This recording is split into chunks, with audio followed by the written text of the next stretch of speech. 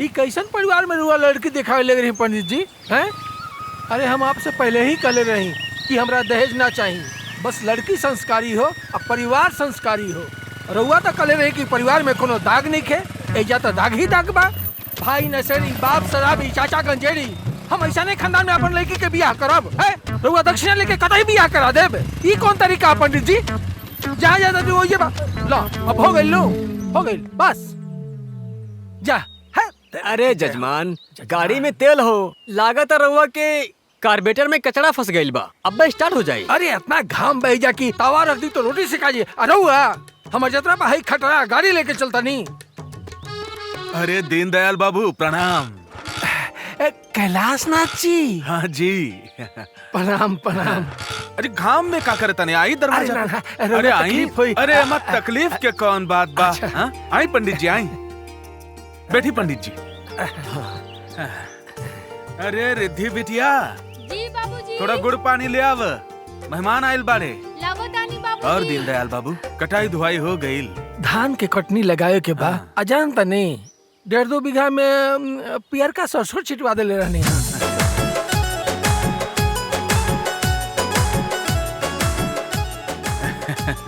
बहुत बढ़िया बहुत बढ़िया। रख बेटा, हाँ लीजिए। प्रणाम। खुश रहा बेटा। बाबूजी हम चाय बना के हाँ लावत बेटा हैं। चली। ये हमार बड़की बिटिया है। कैलाशनाथ जी, हाँ? राउर धूगो बेटी बाड़ी का। हाँ, हाँ। बाबूजी का बिटिया? हमार नीट के पेपर क्लियर हो गए। वाह, अब तो लागता कि तो डॉक्टर बन ही जाएबो। हाँ ले गोर छू के आशीर्वाद ले ना। खुश रहा खुश रहा बिटिया, खुश रहा। ठीक बा बाबूजी, हम जाता नहीं। हाँ जा जा। ये हमार छुटकी बिटिया है। कैलाशनाथ जी, रउआ अपन बिटिया खातिर शादी ब्याह के रिश्ता ना देखनी? हाँ 4 साल से तो खोजत आनी, मन लायक घर वर कोनो मिलते नहीं खे। पता ना एकरे भाग में का लिखल बा, कहीं ना कहीं तो होबे ना करी। कहीं न कहीं का है। अरे हमरे घर में होई है? अब देखी ना, हाँ अपन बड़का लड़का खातिर रिश्ता देखे गए रही पंडित जी के साथे। दीनदयाल जी, लेकिन हमार हैसियत नहीं खे रवा घरे ब्याह करे के। कैलाशनाथ जी, हमरा दहेज में एगो फूटी कौड़ी ना चाहिए, बस हमरा लड़की खाली संस्कारी चाहिए। एगो साड़ी में रउआ विदा कर देम। लाई सगुन, लाई सगुन, सगुन दी ना। अरे सगुन दी महाराज। हो गई सगुन, हो गई सगुन, हो गई। अरे हो गई ना ना, हाथ मत जोड़ी, गले मिली। अरे भाई, हमार दक्षिणा के दी। अरे पंडित जी, समझ ली कि अगुवाई रउए कहनी है, राउर दक्षिणा डूबी ना। हाँ कैलाशनाथ जी, अगर बिटिया के फोटो मिल जाए तो ओमकार के माई के दिखा देती। अरे हाँ काहे ना। अरे आजकल तो डिजिटल जमाना है, मोबाइल से दे देता नहीं। हाँ, हाँ। और राउर भी बाबू के फोटो भेज दी। हाँ ली ना। ठीक ना? हाँ ठीक बा, ठीक बा। चलता नहीं। प्रणाम। छुटकी अब हम तोहरा के सिद्धि ना बुलाइब। का बुलाइबू दीदी? आज से हम तोहरा के डॉक्टर सिद्धि बुलाइब। अरे सावित्री, सुना तारू? ये देखा हमार रिद्धि खातिर कितना सुंदर लड़का मिलल बा। लड़का तो बहुत सुंदर बाजी। बाकी दहेज कितना देबे के बा? अरे 1 रुपया। हाँ, हाँ। 1 रुपया। लोग सच कहेला कि लड़की अपना भाग्य से जिएली। ए जी, हमरा बेटी के कितना अच्छा घर भर मिल गई। अरे माँ,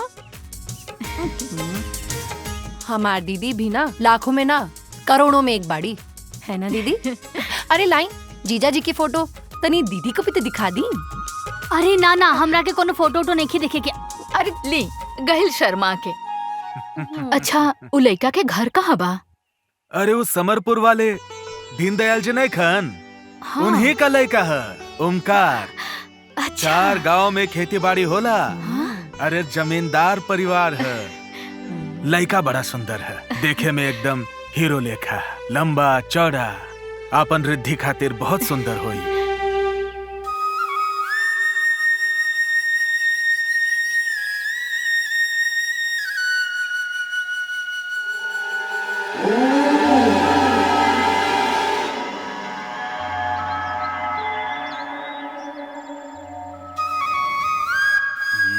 एक हफ्ता में धान कुटावेला हो जाई। धनवा बहुत मीठ बा हो। चूड़ा कुटावे में बहुत मजा आई। 5 पसेरी के चूड़ा कुटवा देता नहीं। देखा तारा सन सरवा कम से कम इस साल 5 लाख के धान बेच ली। अब पुआरा कम से कम 2 लाख के। हमनी के 3 जन मानी जा, खेत पड़ती पड़ल बा। आई पगला के बिगहन धान रोपवा देले बा। चला, घामे से ज्यादा तिलोक के खेती देख के जलन होता। कैसे? अब चली। चला सन।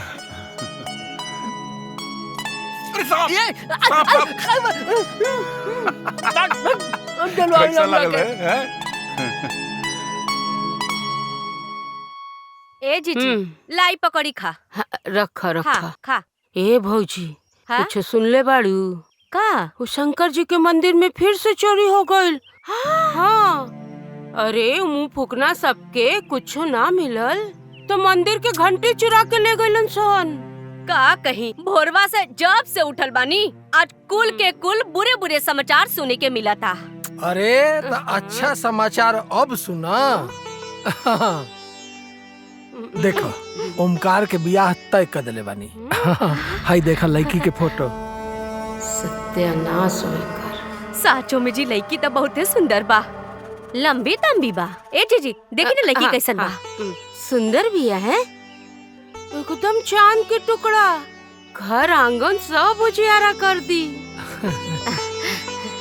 ला हम चलत तानी। अच्छा काम याद आ गेल बा। वो बिसंबरों के देखी कहाँ बा। हाँ। ओकरो के तो खुशखबरी दे दी नु। परिवार नु बा सब। ना ना ठीक है ना। हाँ हाँ ठीक बा। जा चलत तानी। ठीक।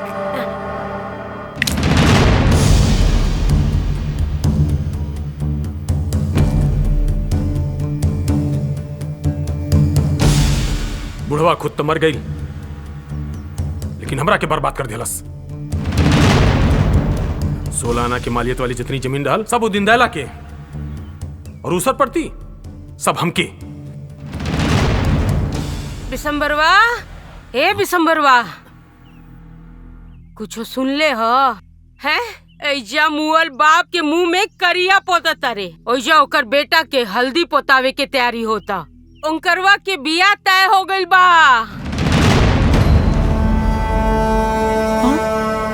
हमके तो बुझाता कि तोर परिवार से पहले ओकर परिवार के वंश बढ़ जाई। है 3 गो बाझन खाली खाए ले और सूते ले।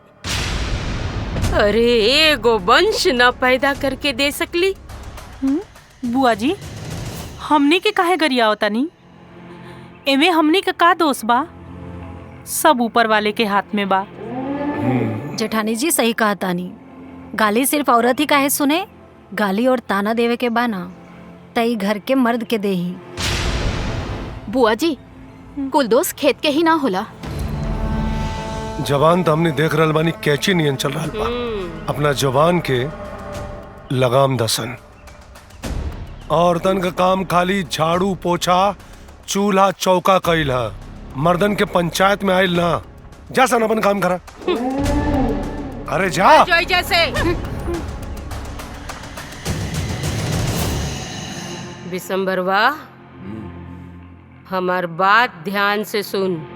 जोन प्लान तू सोच के बैठल बाड़े कि ओकर वंश आगे ना बढ़े देवे ताकि सगरो जगह जमीन तोर हो जाए, कहीं ऐसा ना होके कि तोर प्लान तोरे पे उल्टा पड़ जाए। दीदी, प्लान पलटला से पहले विशंभर धरती पलट दी है, धरती। दीदी तू ना एक काम करा, तू ना जीजा जी से पूछा कि उनकर कोनो भाई हुए तो हमार बियाह करा दे। हाँ दीदी, अपन देवर से हमार बियाह करा दा, ऐसे हमनी दोनों एक की जगह रहल जाए, एक के नैहर और एक के ससुरारी। कैसे लगल आइडिया? वैसे आइडिया बुरा नहीं है। अरे चुप कर पगली, कुछ भी बोलत रहे लो। बेटी हमनी के लइका पसंद बा, आगे तोहार का राय बा बता सकेलू। लड़की बहुत ही संस्कारी या पढ़ल लिखल बिया। सबसे बड़ बात ई बा कि लड़की के परिवार बड़ा व्यवहारिक बा। सही उम्र से शादी ब्याह हो जाला ना त ठीक रहेला। ई उम्र में एक जीवन साथी होखल बहुत जरूरी बा बेटा, जेकरा से तू अपन सुख दुख बतिया सक। एक बात और, ताहर जीवन में और कोनो लड़की होई नु तो हमरा के जरूर बताइया।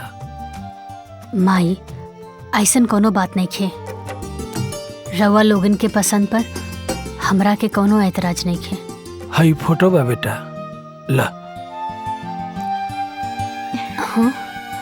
चले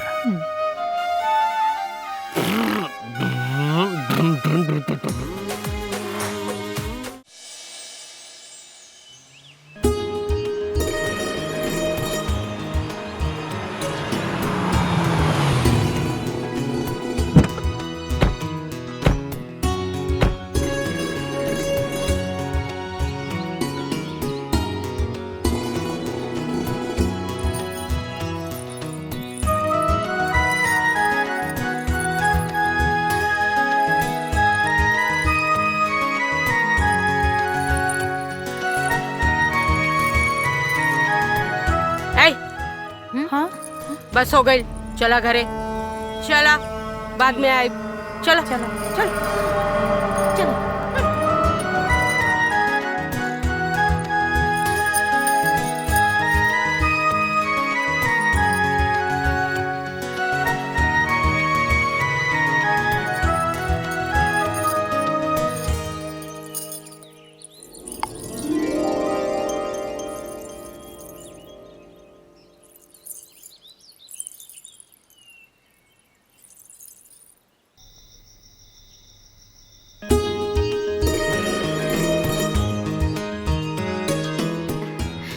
बैठा।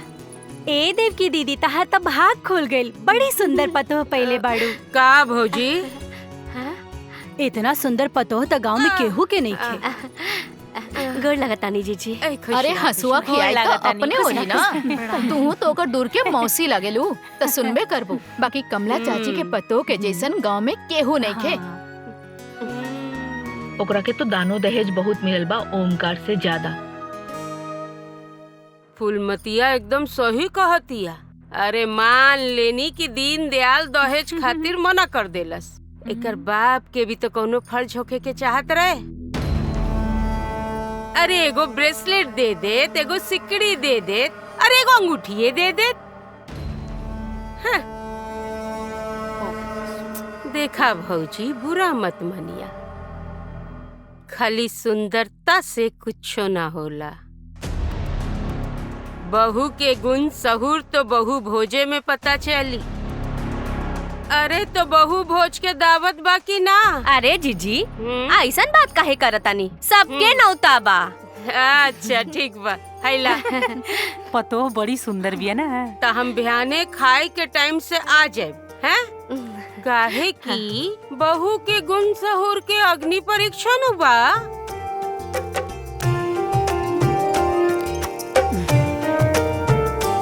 चला तनी है, चला सब। जी बुआ, आराम से संभल के जाए। चला।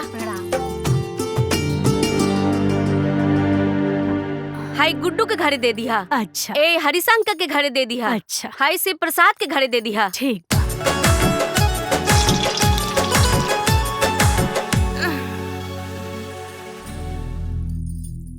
का भौजी? गोड़ लागता बताता का कुछ? हाय जीजी।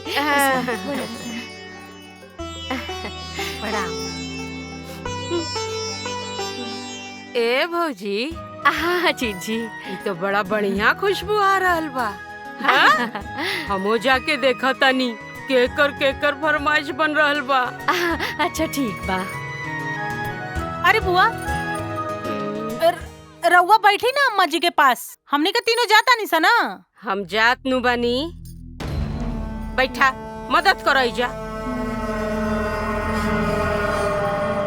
तुम सोचिए।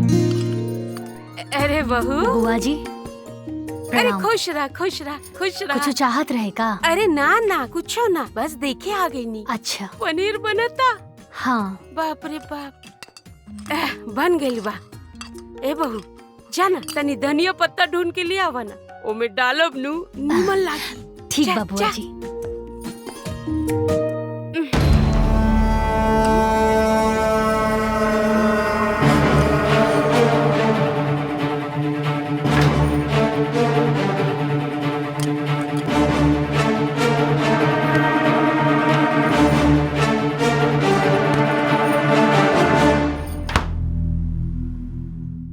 बुआ जी कितना धनिया चाहिए? आधा आधा आधा जी। चाकू। अरे ला ला।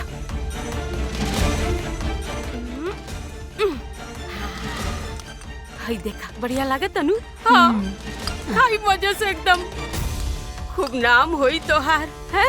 चल आवा लेके सब चल तनी है ना।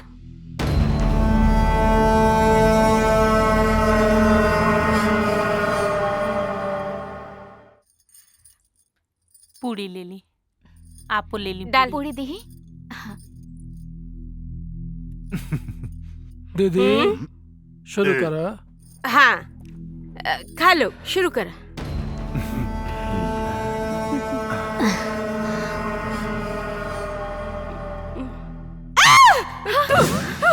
अरे बाप रे, अरे इतना तेज।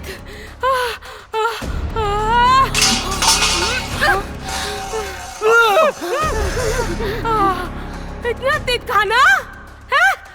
ये पनीर की सब्जी बनल बा कि नमक मिर्चा के तरकारी?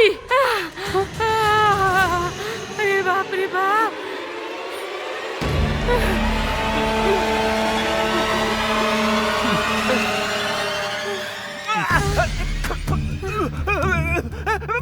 कहो भौजी, अपन पतों के बता ना सकत रहलू कि हमरा के बवासीर हुए? हम इतना तीखा खाना ना खाइला, हमार श्राद्ध करे के चाहता रहा लोग। ठगा गईले रे दिन दयाल, ठगा गईले। एक तो करैला ऊपरे से नीम चढ़ा। अरे दहेजो ना मिलल और बहू मिलल तो उहो बेसहुर। कौआ हकनी उठा के ले आइल बड़े गांव में, कौआ हकनी। अरे न कौनो लूर है न कौनो सबूर है। जीजी, ए जीजी शांत हो जाई ना। नई नई बहुरिया हिया तो कुछ कम बेसी हो गई होखी। कम बेसी? अरे छोड़ा हमरा के। अगर तोहर दुल्हन से कम बेसी हो गई बना तो बहू भोज तू ही खो, हमरा से ना खवाई। जीजी, ए जीजी ना खवाई हमरा से। ए भौजी, इतनी स्वादिष्ट खाना हमहू ना खा पाई। तोहरा लोगन के भी भोजन खाए गए का? चला लोगन। चल करे, काट के तोड़ो। चल चल।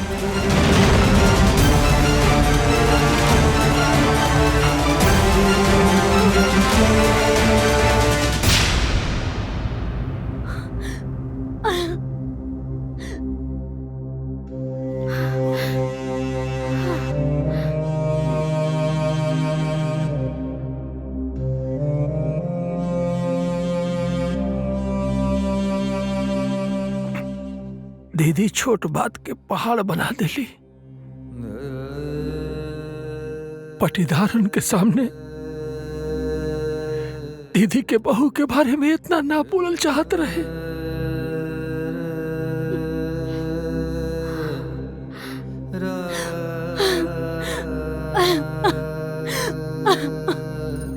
बैठा बैठा। हे जी सुनो ना, हमार ना कोनो गलती ना रहे। हम खाना में ना नमक तेल मसाला सब कुछ ठीक से डलले रहनी। पता ना ये सब कैसे हो गई। हमारे में कोनो गलती नहीं के। हम सच कह रहल बानी, हमारे में कोनो गलती नहीं की जी। हाँ ठीक बा, तू पहले चुप हो जाता। अच्छा ये बतावा, किचन में नगीना बुआ आई रहता? हाँ आइल रानी।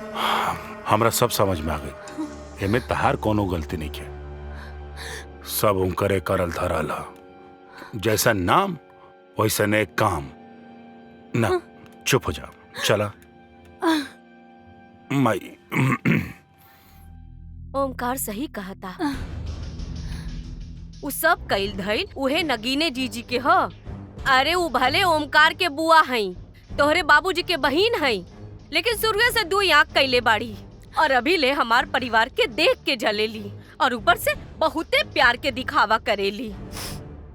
तू अपन मन छोट मत करा, रोबा मत, कुल ठीक हो जाई। हमने की तोरा से कोनो शिकायत नहीं खे। अब रोबा मत। ए दुल्हन हंसदा हंसदा।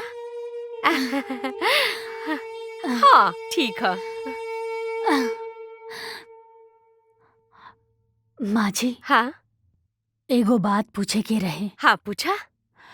देवर जी के ई दिमागी बीमारी बचपने से बा या कुछ भइल रहे?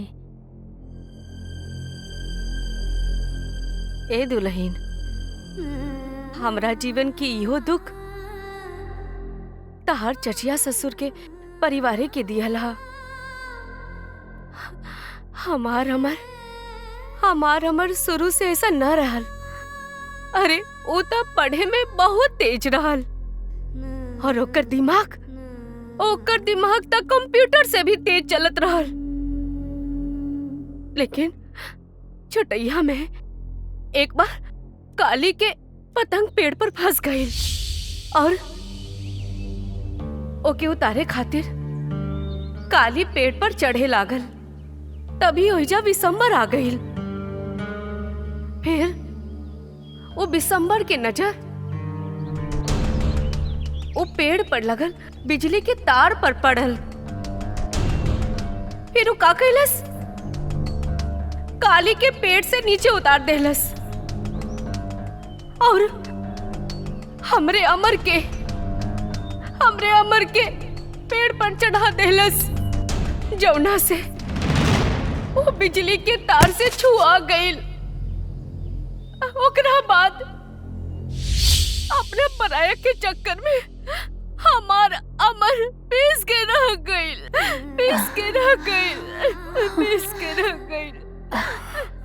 अम्मा जी। रे मई, अरे तो चुप हो जो रे, तो चिंता मत कर। ये अमर के इलाज चलता ना, और डॉक्टर का कहला सा कि जे तरह इलाज चलाता अमर जल्दी ठीक हो जाई। चुप हो जो रे।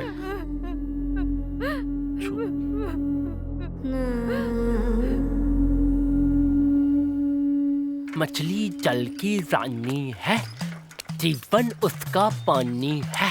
हाथ लगो टल जाएगी, बाहर निकालो मर जाएगी। मछली जल की रानी।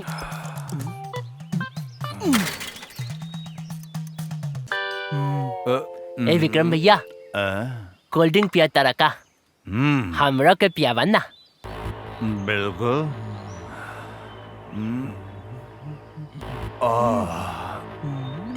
देखा तुम्हार चोट भाई तोरा काय ना पिया द कोल्ड ड्रिंक। अब मजा आई और पगलाई।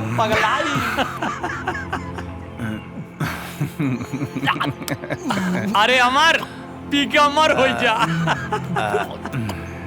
अच्छा लगा था। इला ली खा खाली कोल्ड ड्रिंक पिया।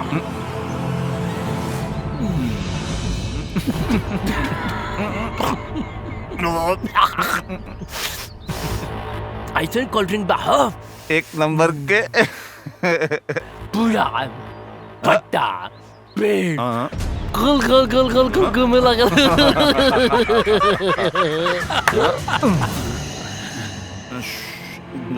जा तो नहीं जा चकली खाद की जा।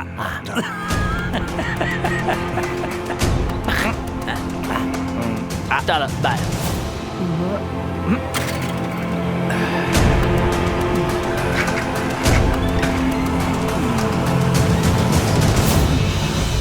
अब पगला गांव में जाके पगलाई और हड़कंप मचाई।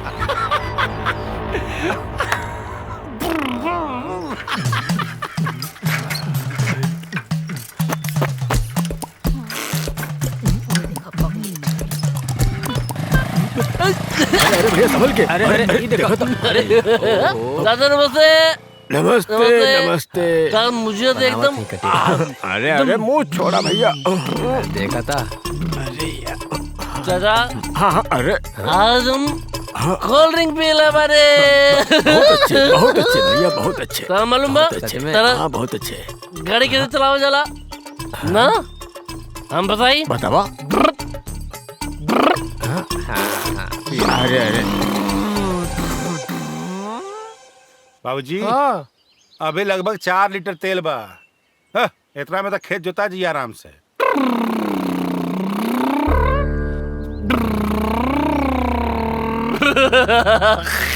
बाबूजी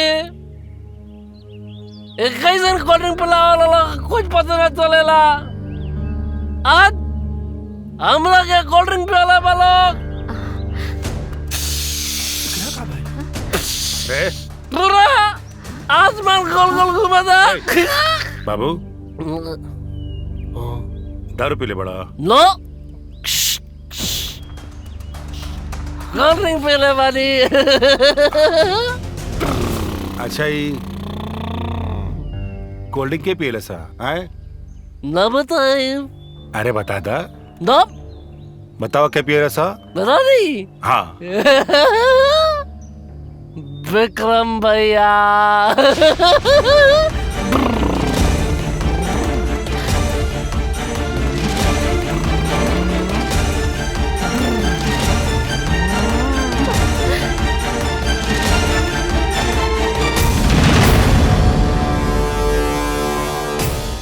ए विक्रम निकाल बाहर। अरे निकाल बाहर।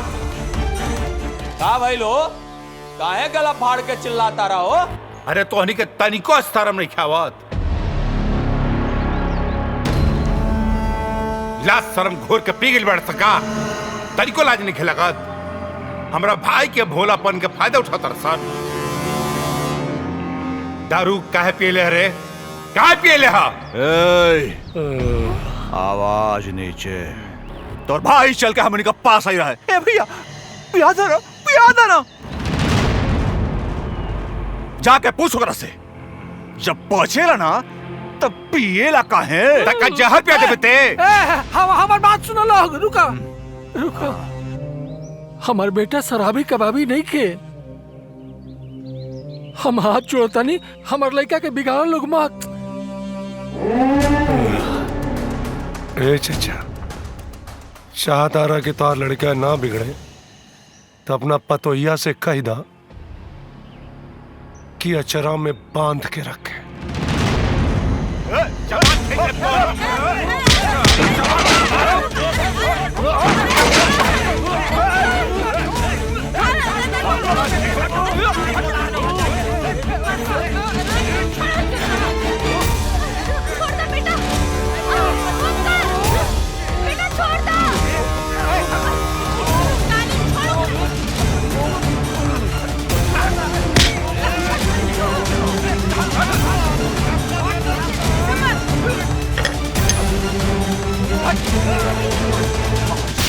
आज इस सारे के काट दे।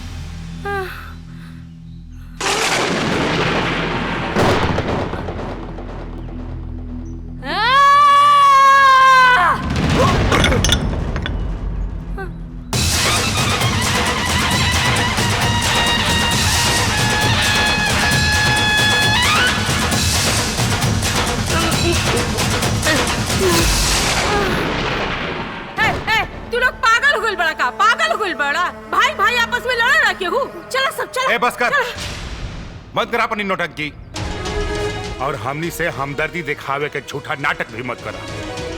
ओमकार सही कहा था जीजी। अरे भले रउआ ई दोनों लोग के बहिन है, लेकिन दोनों से तू आग कैले बानी। ये सबके समझा दी हमर परिवार से दूर रहे, ना तो ठीक ना हुई। चल बेटा।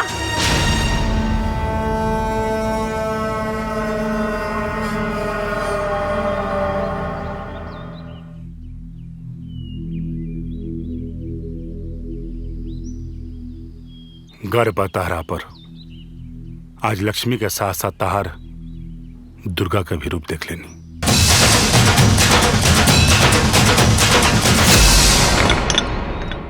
बाप रे बाप, पतो ना जैसे रानी लक्ष्मी बाई आयल बिया है। ऐसन गड़ा सा मरलस कि द्वारे पर के पत्थर टूट गए।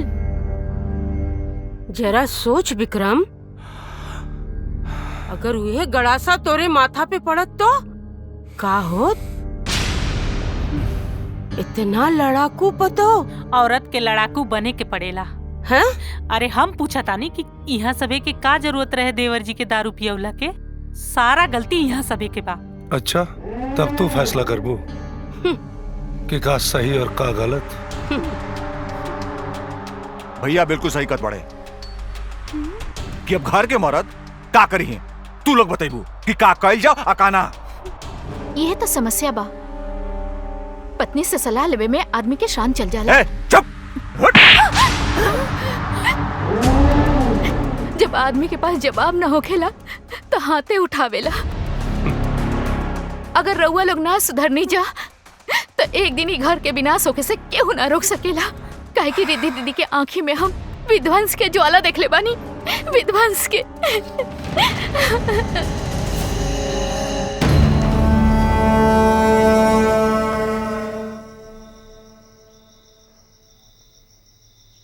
देवर जी,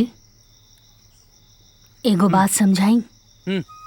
जौन चाचा जी बाड़न ना और उनकर परिवार, उ लोग अच्छा नहीं खे। आज के बाद कभी भी उ लोग अगर बुलई हैं भी ना तो उनकर कौनो बात मत मानल करा। उ लोग हमनी के बारे में अच्छा ना सोचेले। रउआ उनकर परिवार से दूर रहल करी आ आपन परिवार के बात मानल करी। ठीक बा? ओके, आज के बाद मुझा कब होना जाए। वो लोग हमरा क्या कर लॉलीपॉप कुरकुरे पे दिलोग ना, हम बोले नो नो। Good boy.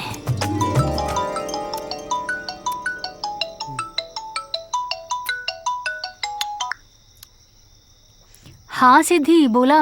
दीदी, हम सुननिया कि तोहार ससुरारी में पट्टीदारन से झगड़ा हो गइल बा। अरे ना ना, ऐसन कोनो बात नहीं खे। पट्टीदारन में तो छोट मोट झगड़ा होते रहेला। देखा दीदी, ज्यादा टेंशन होगी तो हमके बतावा। हम अभी के अभी आ जाए और दोनों बहन मिलकर उन लोगन के सुधार दिया जाए। अरे चुप करा, जब देखा तब खाली लड़ाई झगड़ा के बात करेलू।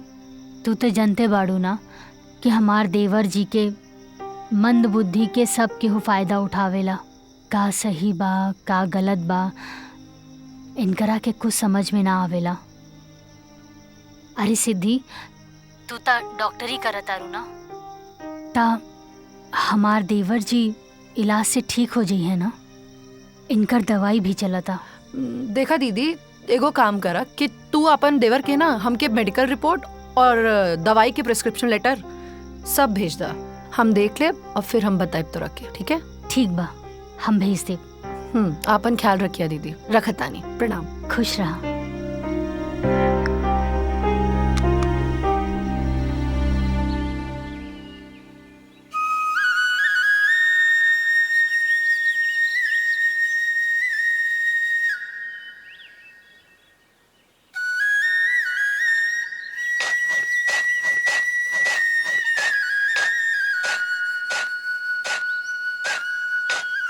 जाना तारू का जी? खेतवा में दीमक से तो पूछा छूट गईल। ई मोथा घास जाम गईल बा। अब मोथा घास के कौन दवा ले हम? बाबूजी, 10 ग्राम के सल्फरा के पैकेट मंगा ली, आज 100 लीटर पानी में घोल बना के छिड़कवा दी। ई कुल लोथा ना जरी जाई। अरे दुल्हन, तोहरा की दवाई के नाम कैसे पता? अम्मा जी, हम किसान की बेटी हैं और थोड़ा बहुत खेती बाड़ी हमरा के भी आवेला। हमनी के भाग जाग गई। सर्वगुण संपन्न बिया हमार बहू। एकदम ठीक कहत बा। खेती खरियानी जाने जाने ले किसानियों, लाखों में एक मिलल हमके बहू रानियों।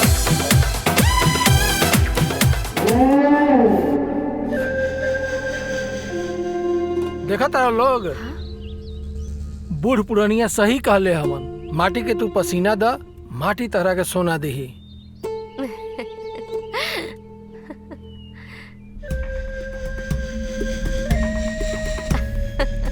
जब से एकर पतो आइल बिया ना, तब से एकर खेती एकदम चमकतिया।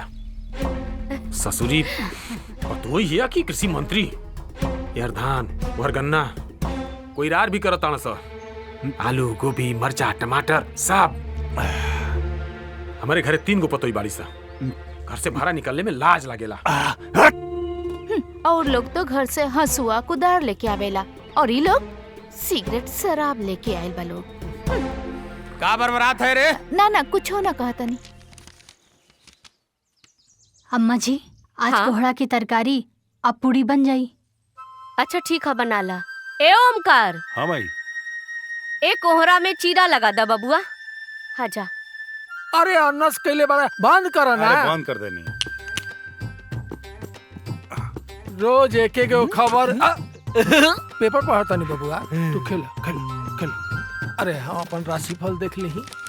अरे बाबूजी, किस्मत पर ना मेहनत पर भरोसा रखी।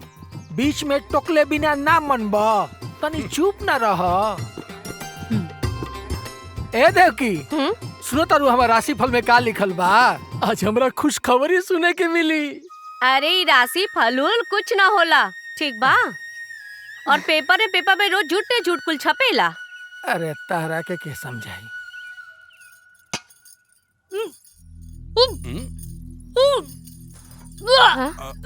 अरे देखा ना का भइल, देखो। अरे दुल्हन, का भइल हो? ए दुल्हन, ओमकार। ए जी, रउआ के राशि फल एकदम आज सही बतावता। का? घर में खुशखबरी आवे वाला बा। अरे रउआ दादा बनने वाला बानी जी, दादा। और हम दादी। देखा हमार बात सही भइल नु, हैं? दादा बन गई दादा। अरे बबुआ तू चाचा दादा बन गई। दादा बन गई। हमार विशंबरवा से पहले एकर वंश आगे बढ़ गई। पता ना हमार विशंबरवा के परिवार पर केकर नजर लग गई।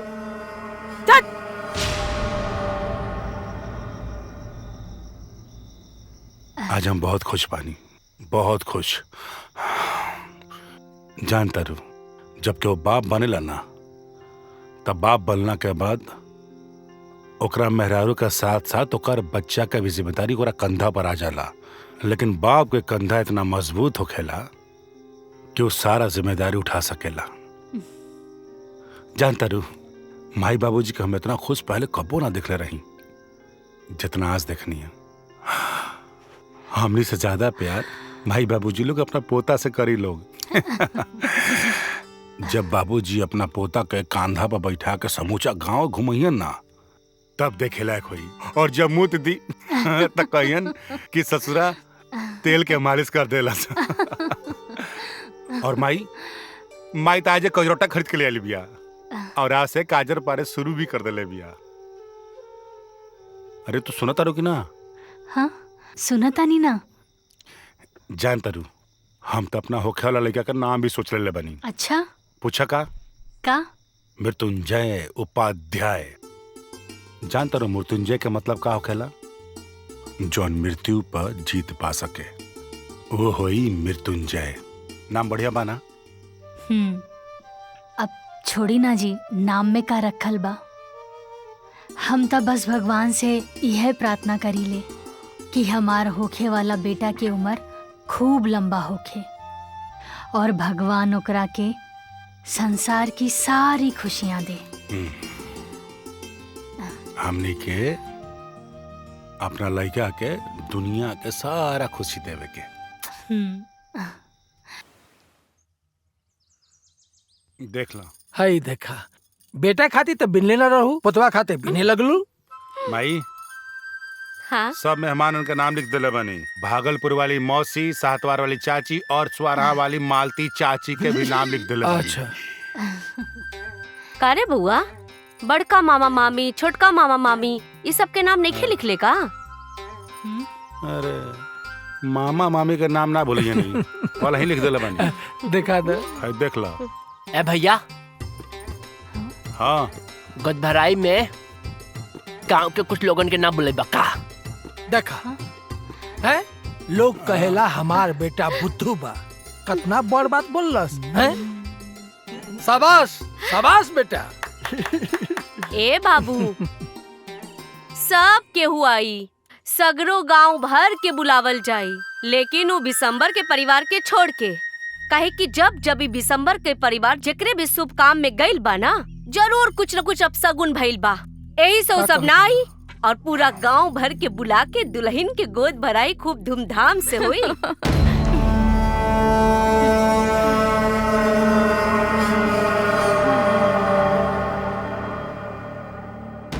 पूरा गांव के न्योता देला सा गोद भराई के, बस हमने के छोड़ के। अरे हमरा से तो झगड़ा ना भइल रहे ना, झगड़ा तो तू लोग से भइल रहे। हम तो बल्कि बीच बचाव कराए गेल रहनी। तू लोग के साथे साथे हमरो के पटीदार बना देलस। ठीक बा, हमहू पटीदारी निभाई कि अपन अपमान के बदला हम जरूर ले। जौना वंश खातिर दीन दयाल हमार अपमान कैले बना, वो वंश के तो एक दिन हम मिटा के रहब।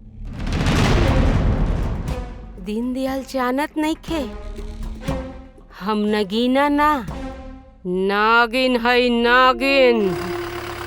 ए बबुआ, तो कड़िया है ना लेके आवा, है ना मैं घुमावा। हाँ आओ आओ।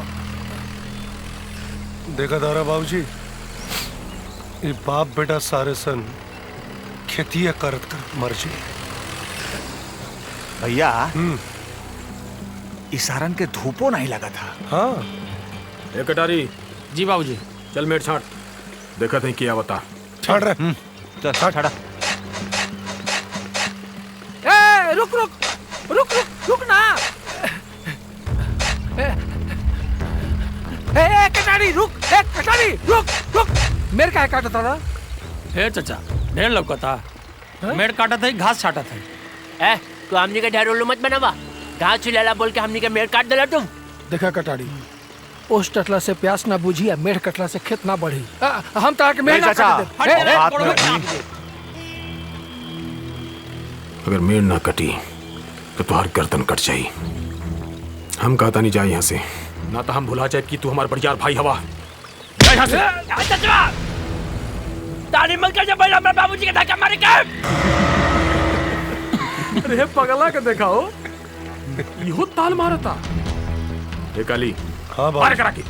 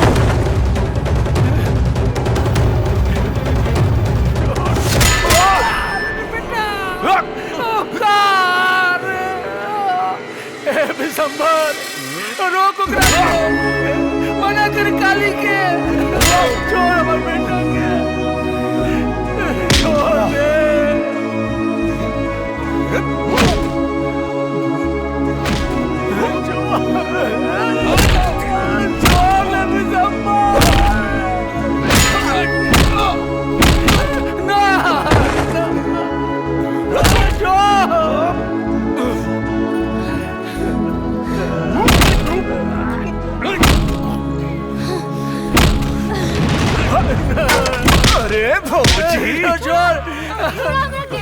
ए भौजी रुको न, भैया का तनी अच्छा से सेवा सत्कार हो जाएगा। मारा सन और मारा सन, आज जिंदा ना बचेगा चाहिए। छोड़ छोड़ हमरा के, छोड़ और मारा सन। छोड़ हमरा के। हमार भाई हो गया, हम हाथ छोड़ा ताली। छोड़ दे हमार बेटा के, छोड़ दे हमार बहू के। एक अली। हाँ बाबूजी। बड़का भैया के ई दुख हमरा से देखल नहीं खेजात। चल इनका के मुक्ति दे दिल जा। चली चल।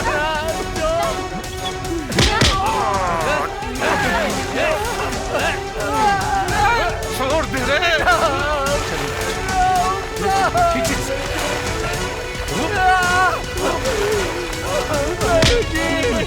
बाबूजी ले जा भैया। बाबूजी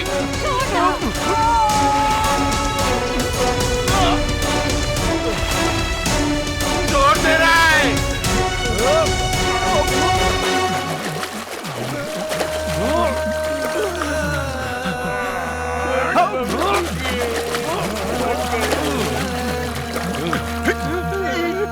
छोड़।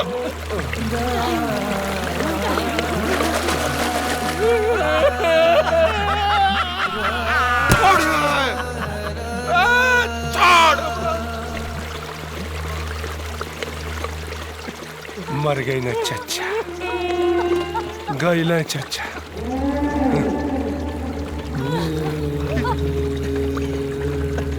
बाबूजी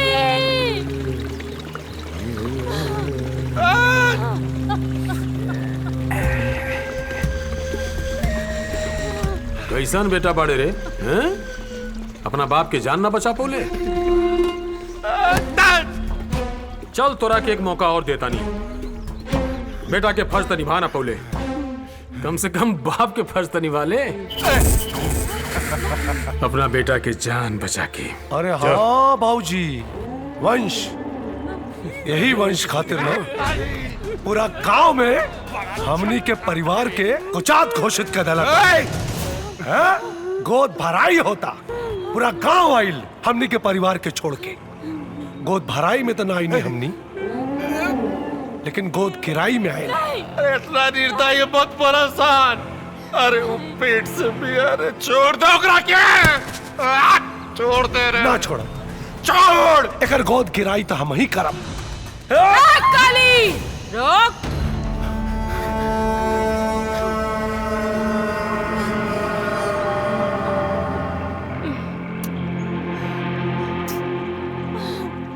तो के शर्म नहीं के आवत? एगो मर्द होके औरत के पेट में लात मारत रे, हैं? अरे रे रे रे, ई काम हमके करे दे। अरे काहे कि अपमान की घूंट तो हमें न पीले बानी। हाँ। चल।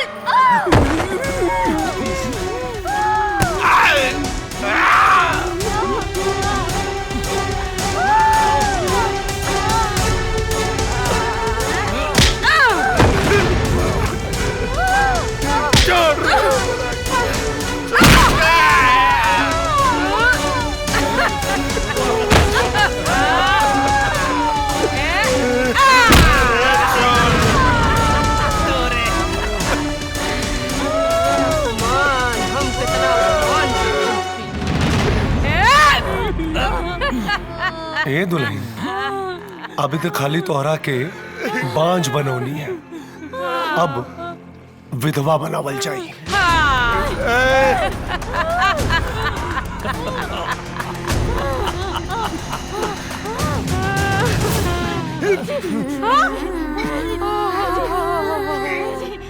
आई देखा, अरे रे रे रे, पकड़। कोई मिलन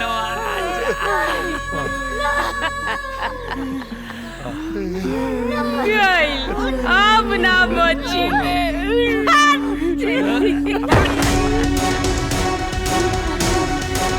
और ले जा, पकड़।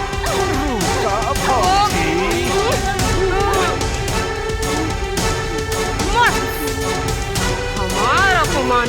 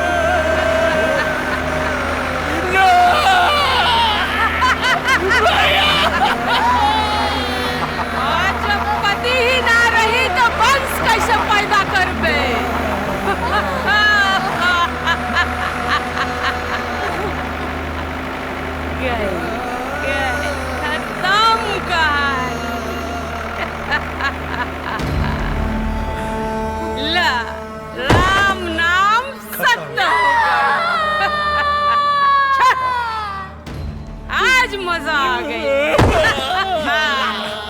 आज हमार अपमान के गुस्सा शांत भइल।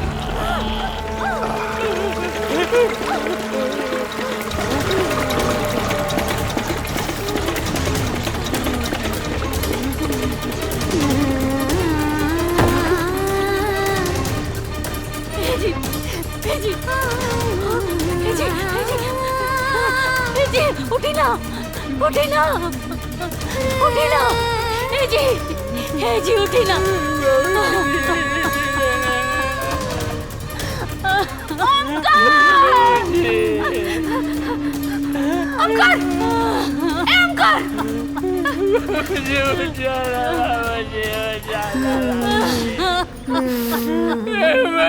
मुझे के काम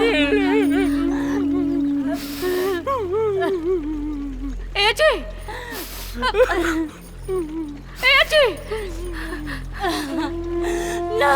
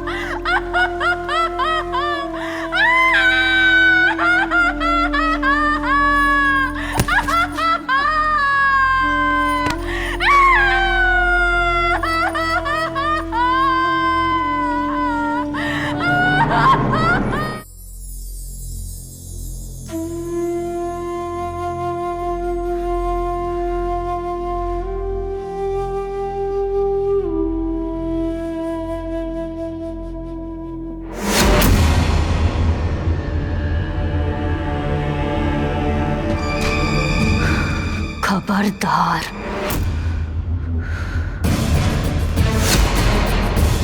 जे आपन खूनी हाथ से हमार पति और हमार ससुर के फूल चढ़ौला था, निकल जाए यहाँ से।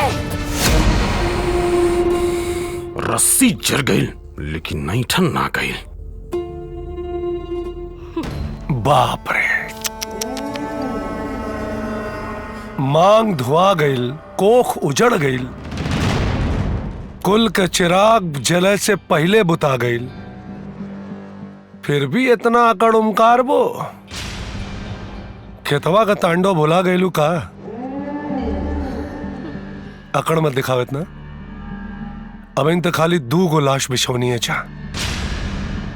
अगर ढेर बोलबू ना, पूरा परिवार के लाश बिछा दे। हाँ बाबूजी, और एक बात, थाना और चौकी जाए का कोनो जरूरत नहीं खे, कुछ होके वाला नहीं खे। काहे कि दरोगा का मुंह में हमनी का नोट का बंडल ठुस गैल बनी जा। इस सफेद साड़ी पहन के ई सोचा कि खानदान का वारिस कहां से आई, के लड़ना पैदा करी। हई हई पगलुआ, अरे कर बियाह होई तब न। पगलेटवा के बियाह होई। अरे मान ला गलती से कौनो लड़की दे भी दी, तू ही करी। ऐसा मत कर पागल। हंसी, अरे हंसी, हंसी बुरा ना होला, बाकिर केहू के दुख पर हंसल बुरा होखेला। और आज हम रउआ लोगन से ई वादा करतानी कि हमार स्वर्गीय ससुर दीन दयाल उपाध्याय के कुल के वंश त आगे जरूर बढ़ी।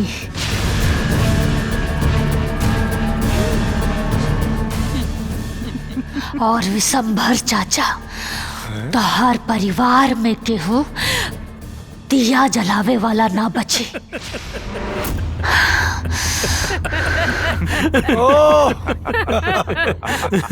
लगा था कि सदमा लग गई बा। हाँ। अरे हमार तीन तीन गो बेटा तोरे आंखी के सामने दिखता रहे और देखा ताड़ी कि हमरे खानदान के दिया के जलाई है? अपना बारे में सोच। चल काली। अरे चचा के प्रणाम तो कहना।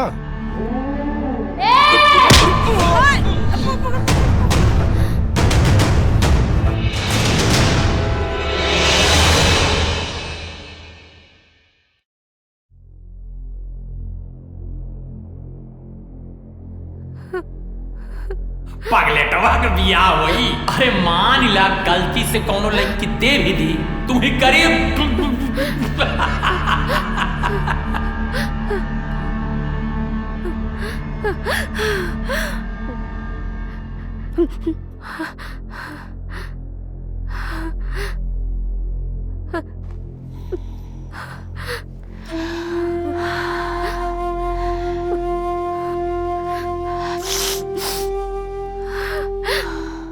बिसंबर और ओ लइकन के जहरीली हंसी अभी ले हमरे कान में गूंज रहल बा।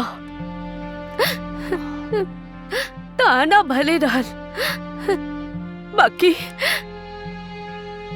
बात कोनो गलत ना रहे। आखिर कैसे बढ़ी हमरा खानदान के वंश? के करी हमरा अमर से शादी? के करी?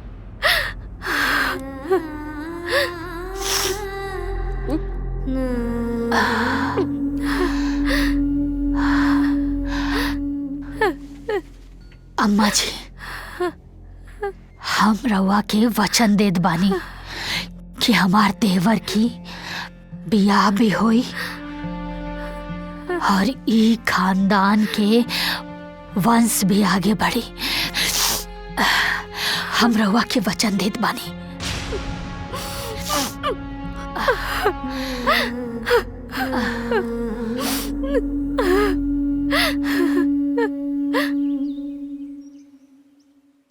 तो का कहता रू बिटिया? बाबूजी, अंधेरे में घुट रहल हमार ससुराल के उजाला देवे खातिर हमरा लगे कोनो दिया नहीं के। यही से हम अपन देवर हमर के बियाह सिद्धि से करवावे के चाहता नहीं, ताकि हम अपन ससुराल के वंश के रूप में दीपक दे सकी। बस राहुल फैसला के इंतजार बा। अरे एगो तो पहले से ही तहार जिंदगी जहर भइल बा, अब दूसर बेटी के जिंदगी हम जहर कैसे कर दी? अरे वो मंद बुद्धि लड़का से हम अपन बेटी के शादी कैसे करी बताओ?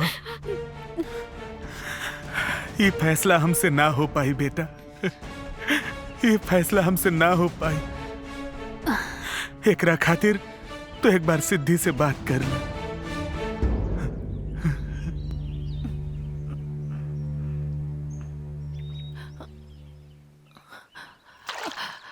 ए दीदी, का भइल? तू एजा और आंसू कैसन?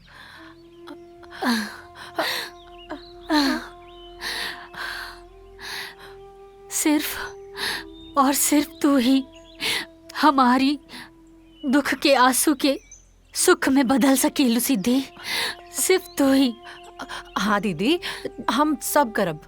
इस छुटको पर बड़की दीदी के पूरा अधिकार बा। तू जैसन चाहबू वैसे न होई। तू बस आदेश दे दीदी। हम विनती करे आयल बानी। हमार ससुराल के वंश देवे खातिर अपन देवर अमर के बियाह तोहरा साथे करावे के चाहतानी।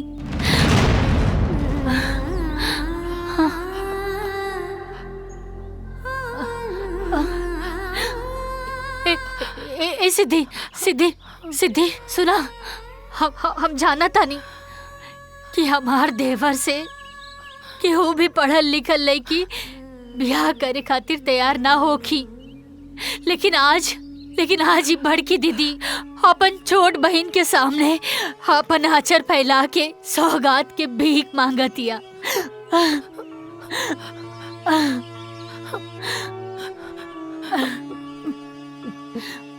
दीदी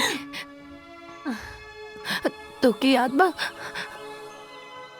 एक बार बचपन में हम नदी में गिर गई रहनी।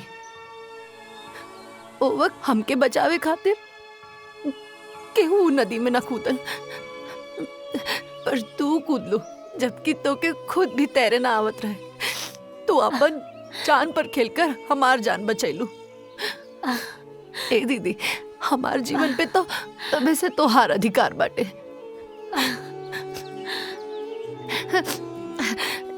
तू जहाँ कहबू वहाँ हम ब्याह करब। तू जैसन चाहबू वैसने होई। अगर तोर खुशी एमे बाकी हम तोहार देवर से ब्याह करी तो ठीक बा दीदी, हम करे।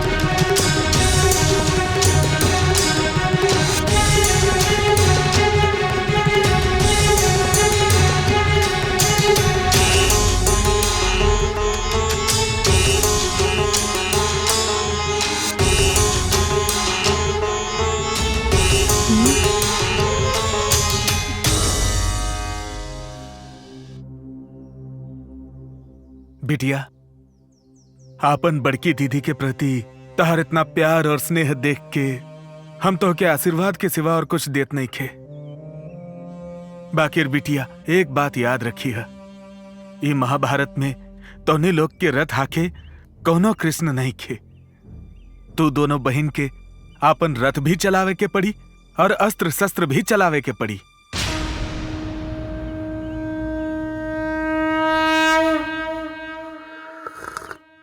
बाबूजी सवेरे से देखा तानी केहू नहीं खे, घरवा में ताला लगल बा।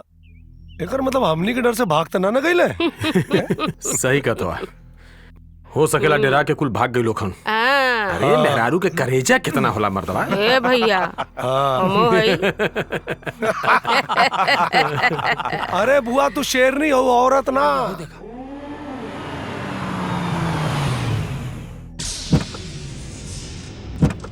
ई के हो?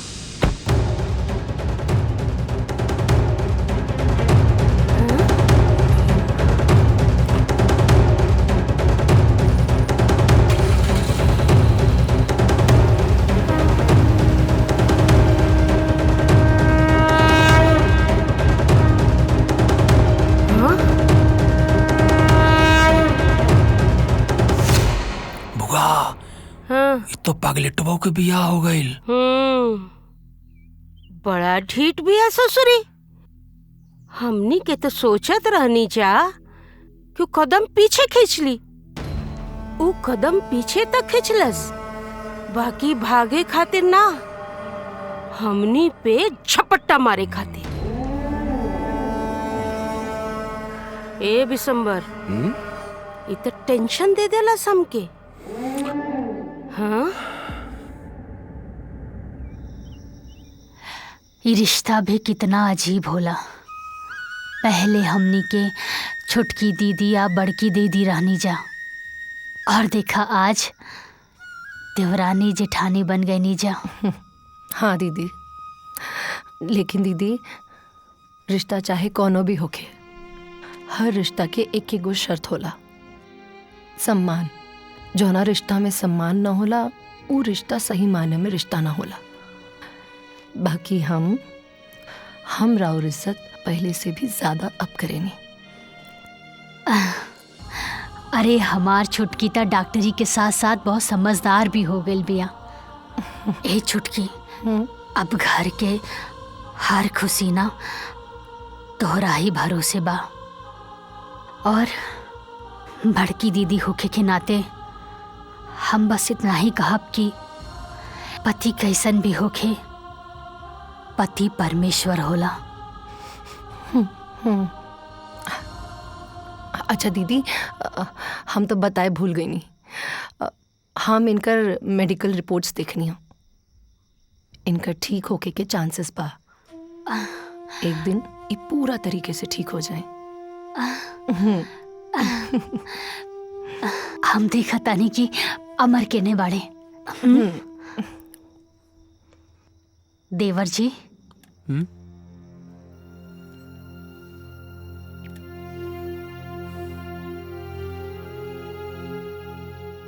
रउआ बाहर काहे सुतल बानी? आज तरा और बियाह भइल बाना, और बियाह के बाद पति के पत्नी के साथ रहे के चाही, पत्नी के अकेले ना छोड़े के चाही। ना भाभी, हम अंदर ना जाइब। वो एगो औरत के पास कबो ना। काहे? औरत कुल चुड़ैल होली सन, टाइन होली सन। हाँ। ई तोरा से के कहलस? काली भैया एक दिन हमरा से कहत रहे हा।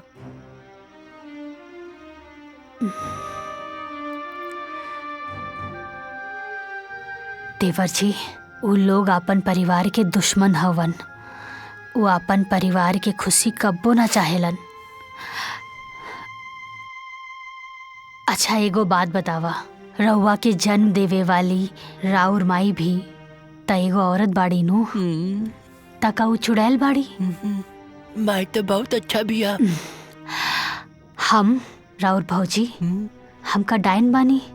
तू तो बहुत प्यारी बाड़ू। ता देवर जी, ता राउर पत्नी भी ता एगो औरत बिया ना देवर जी? ना ता उ चुड़ैल बा ना ता डाइन। ई काली रउआ से गलत बोलले बा।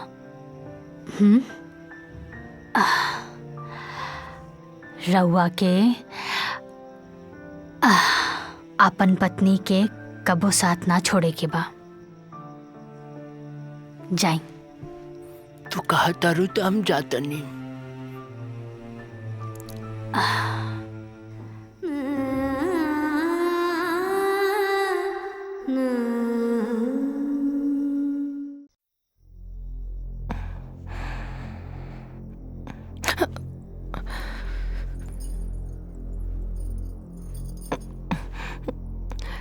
तू हमरा से दोस्ती करबा?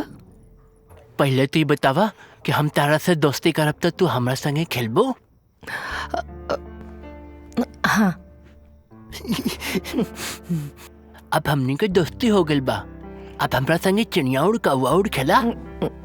ठीक बा।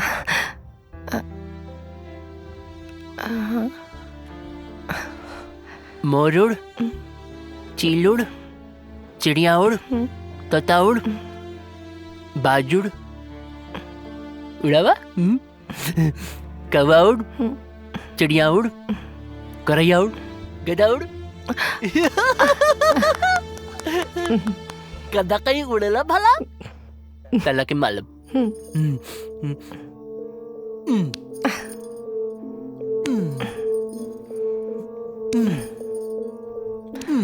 हम दुनिया की पहली औरत हैं जेकर पति सुहाग रात की सेज पर चिड़िया उड़ कौवा उड़ खेला था। मरी?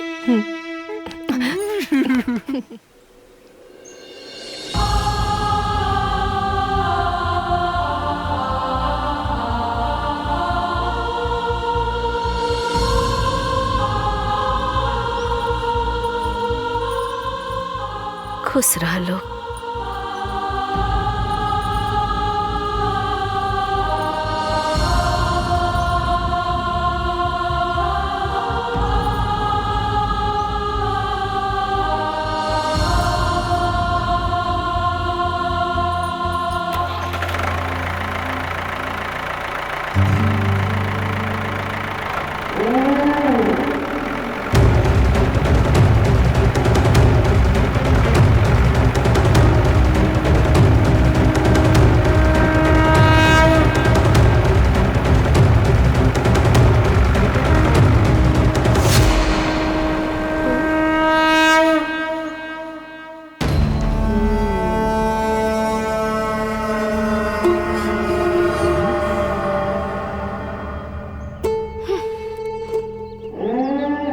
ए बाबूजी, हम तो सोचले रहनी कि वो दोनों के मरला के बाद इन्हन का खेत ना जुती, खेत पड़ती रह जाई, लेकिन ये तो मेहरारू होके खेत जोते चल गई।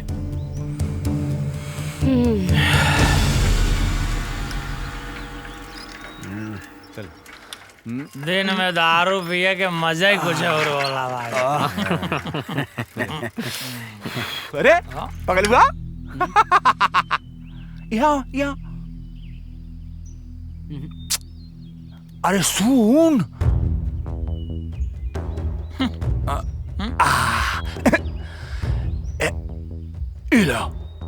कोल्ड ड्रिंक पी ले। हम कोल्ड ड्रिंक ना पियब। हमार भौजाई तहां लोग से हमरा के दूर रहे खातिर कहले बड़ी। अरे भौजाई के लाडला। तो हमनी आ जातनी तोहरे लगे। मुबारक हो, नवा नवा बियाह। अच्छा एक बात बता, ते दिन भर खेते खरियाने में बिजी बाड़े, तो तू मेरा रुआ कैसे संभर में रे? ए सोच सोच बता, सुहाग रात मनौले हो? ई पागल टवार कौन सुहाग रात मनाई?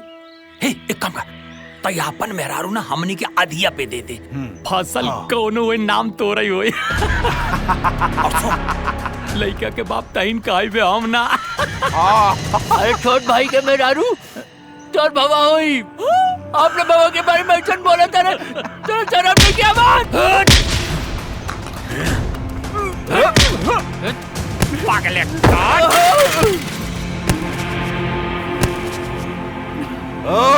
हाँ भैया, मारसन।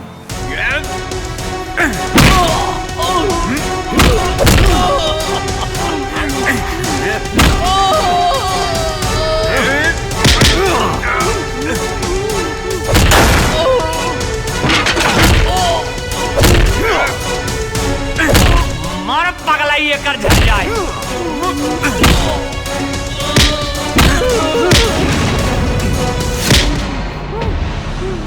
सुन, चुप मार के घरे निकल जाओ, न तो तोरा के भी तोर बाप और भाई के पास पहुंचा दे।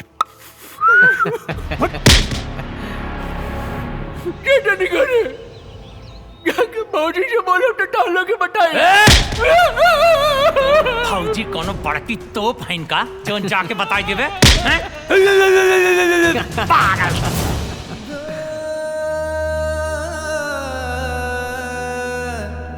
हम खेत चावल रनिया, विक्रम भैया हमरा के रोक के कले।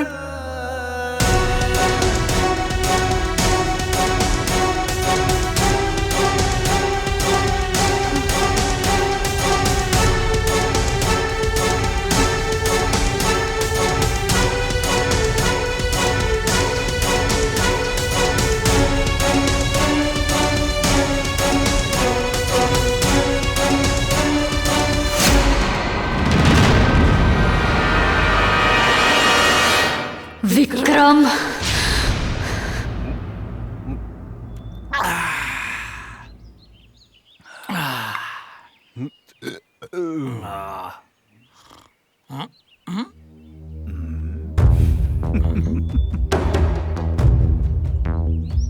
अरे बाप रे बाप, ए भैया,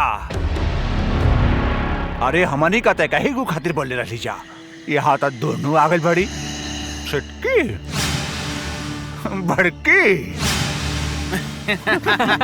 अरे आजकल ऑफर चलत बा ना, एक पैक फ्री।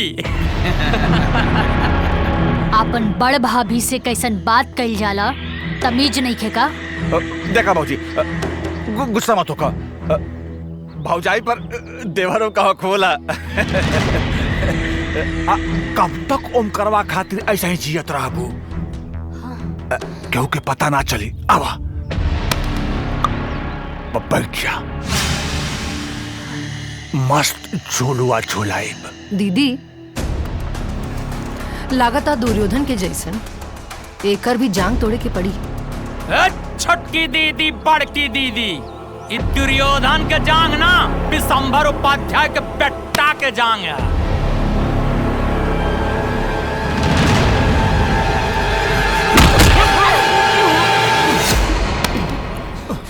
हमनी भी स्वर्गीय दीनदयाल उपाध्याय की बहू है सन।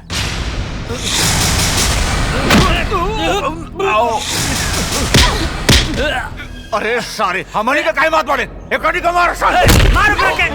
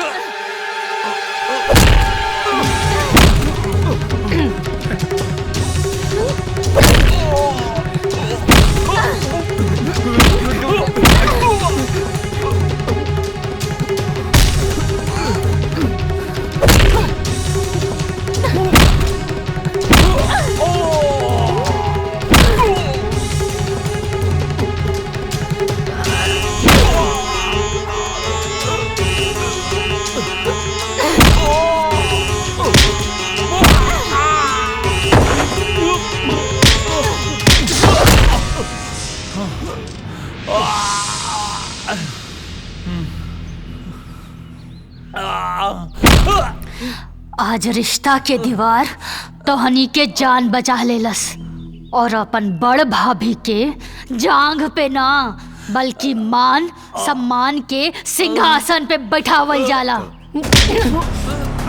सुधर जा लोग, ये हमने के पहला और आखिरी वार्निंग है। अगर ना सुधरवा लोग ना तो अगला मौका ना दे। चला दीदी। दीनदयाल के पतो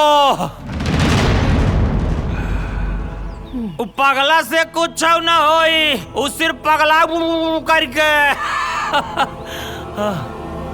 अभी भी यहाँ पर खुला बा। ए मौजी काहे जवानी के जियान करत बाड़ू? ये मर्द का जंगा मेहरारू के मरला से थोड़े ना टूटे, खुला भरबा। आजा आजा आजा आजा आजा आजा करे जा आजा ओए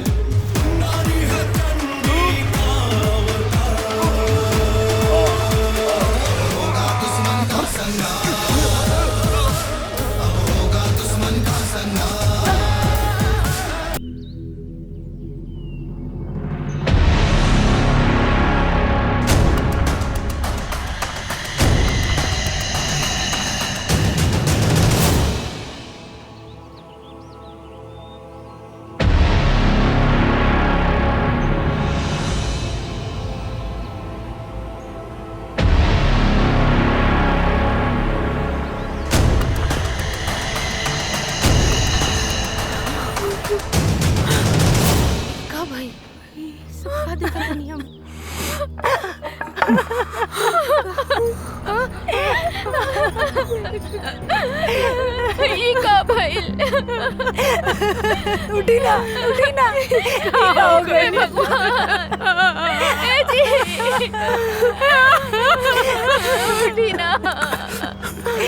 हमारे बच्चा लोग उठना। बाबू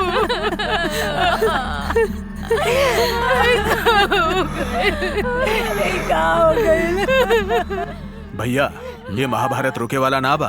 वो दिन देवकी चाची के घरे बहिल रहलन, आज बिशंबर भैया के घरे बहिल बा। तू सही कहा तारा भैया, अभी पता ना कितना लाश गिरी।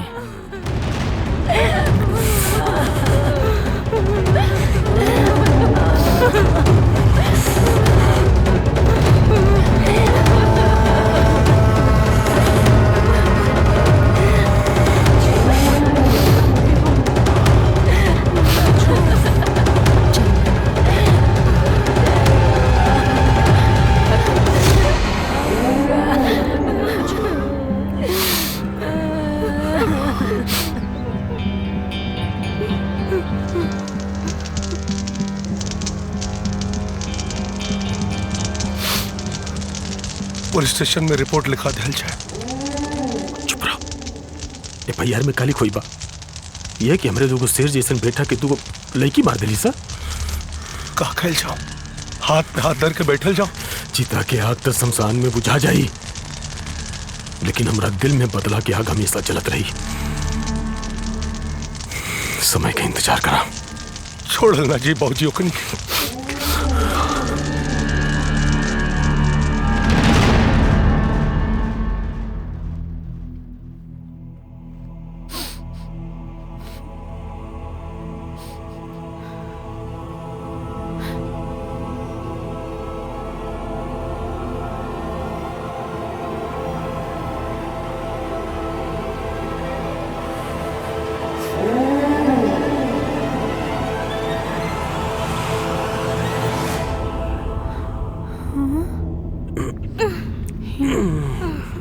जले पे नमक छिड़क रहल बाड़ो, हमरा भाइयन के मार के,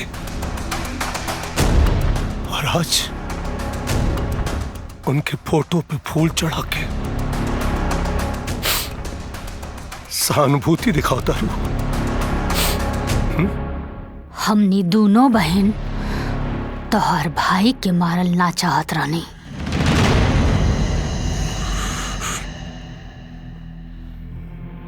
तोहार भाई अपन बड़ भाभी से बात करे के संस्कार भुला गए रहे। उहे कुसंस्कार के चलते हम दोनों बहन तोहार दोनों भाई के मरनी हो।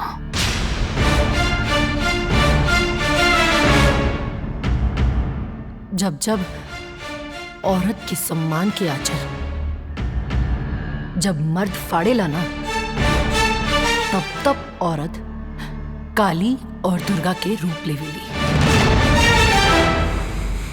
खैर, अब सब्र ना, सबक सिखावे के वक्त आ गइल बा। अब तो तू लोग के पता चली गई हुई कि अपना के अर्थी कंधा पे उठावे से कंधा में दर्द ना, बल्कि दिल में दर्द होखेला।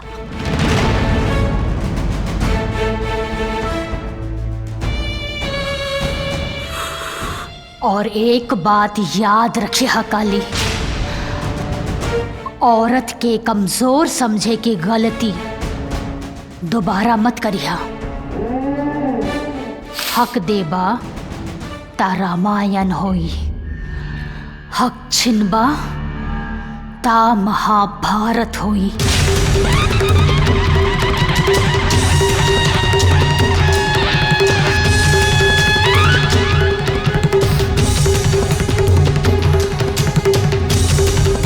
चला।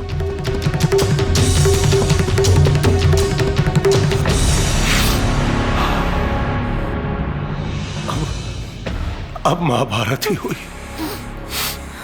अब महाभारत ही हुई।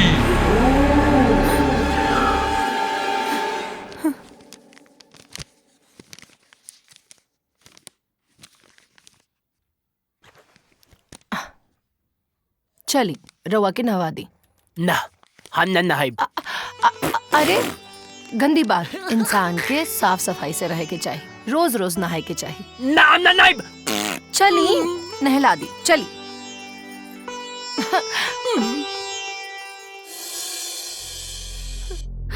अमर बेटा। प्रणाम माँ जी।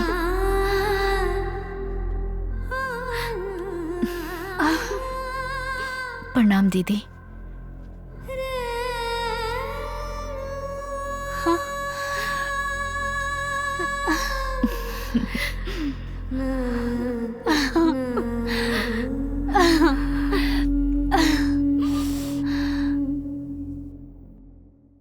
जुताई वाला जितना पैसा बा ओकर हिसाब हो गेल बा, फिर भी एक बार खेती वाला हिसाब।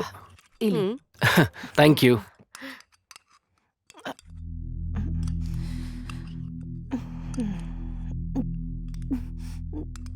ओने के कोनो बैंक अकाउंट में? अरे का भइल दुल्हन? का भइल? तबीयत ठीक बानू? डॉक्टर बुलाई का? ओकर कोनो जरूरत नहीं है। रवा दादी बने वाला बनी।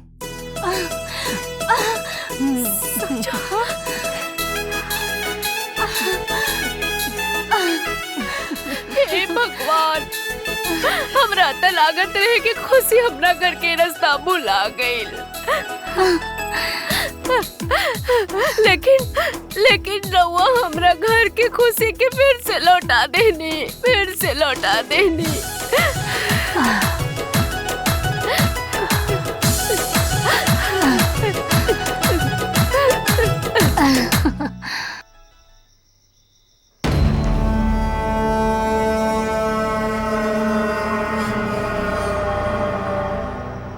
गांव में लड्डू बटाता, पगला बाप बने वाला। अरे धरती कब फटी बाबूजी, जब सारा प्लान चौपट हो जाई तो हार। ए बाबूजी, तोहरा से कुछ होई ना? तू खाली मनहूस नियन कपारे पे हाथ रख के बैठल रहबा बस। उन्हन के देखा, सारे दिन दूना रात चौगुना तरक्की कर रहल बड़े सन। और वो डॉक्टरनिया धीरे धीरे वो पगला के ठीक करतिया। बाबूजी सोचा, बाबूजी कुछ करा, बैठ के कपारे पे हाथ मत धरा, हाथ धरा।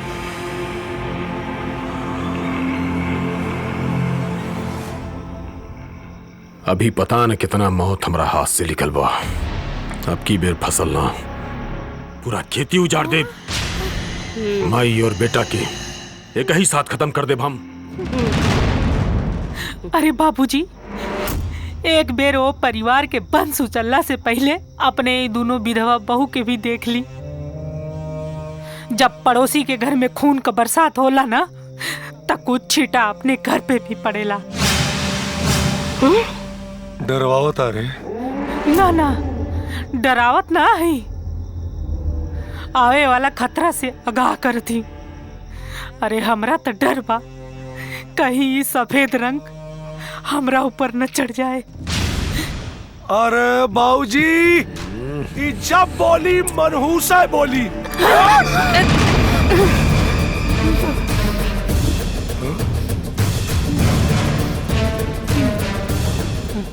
पति परमेश्वर होला तब पूजल जाला, हैवान ना।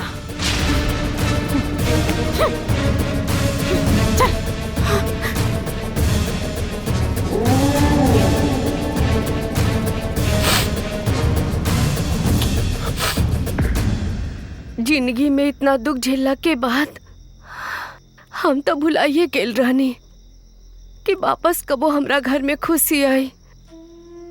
और उ बिसंबर, उ तो हमरा घर के चिराग के मिटावे में कौनो कोर कसर नहीं के छोड़लस। ए दुल्हन, हम जीते जी तो हार एहसान कबो न भुलाई, कबो न भुलाई। जवन तू हमरा ही खानदान के चांद पे लागल ग्रहण के हमेशा खातिर दूर कर देलू।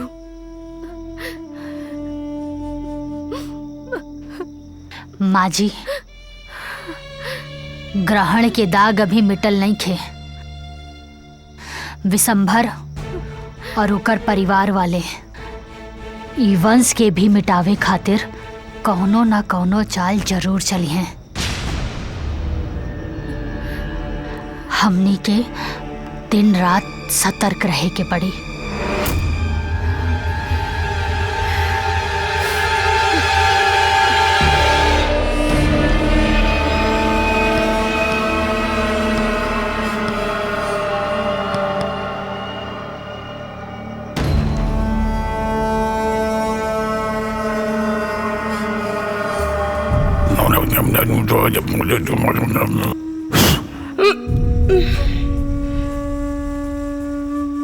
ले जो इन नींबू की फेंक दी ओकरा ऊपर। इन नींबू ओकरा बदन पे पड़ते ही बच्चा गिर जाई। गिर जाई? फेंक दे, फेंक दे।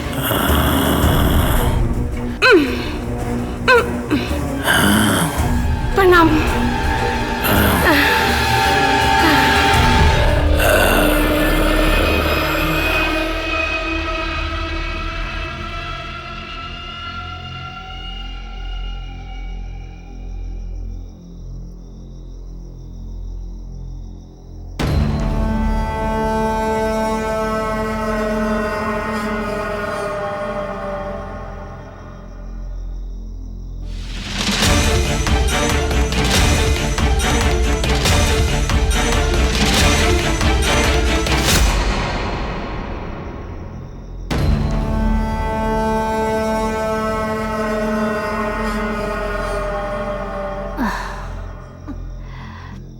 दूध पीला।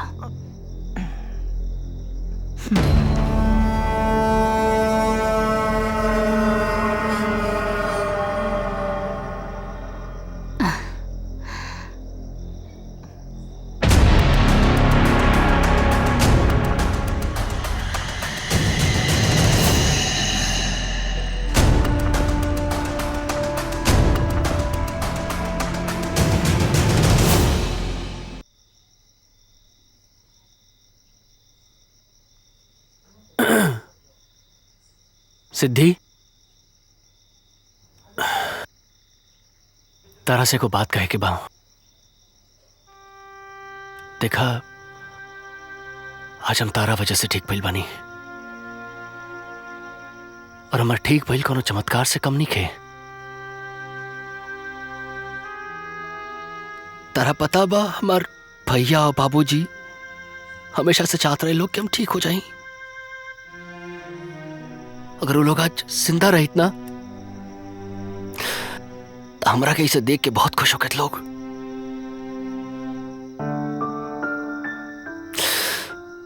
तहार हमार भौजी के ये घर पे बहुत एहसान बा। भैया बाबूजी के गैला के बाद भाभी एक घर के पूरा जिम्मेदारी उठा ले ली। वो तो हमरा खाती तेवी बाड़ी यार।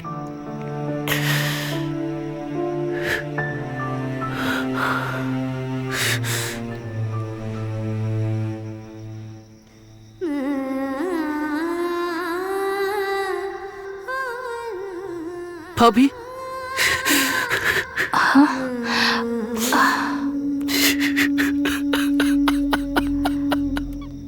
देवर जी, संभाली अपने आप के। रवा की याद बाना कि काल राउर भाई और बाबूजी की बरसी बा। काल सवेरे जाकर के पंडित जी के बुला लिया। ठीक बा।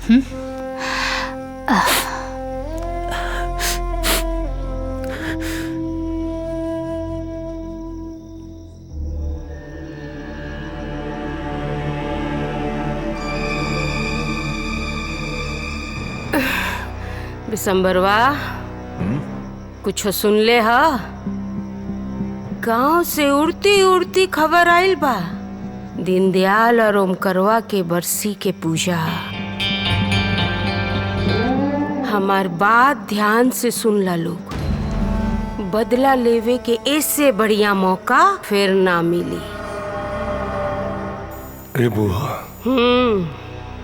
काल बरसी ना, पूरा परिवार के एक साथ श्राद्ध हुई।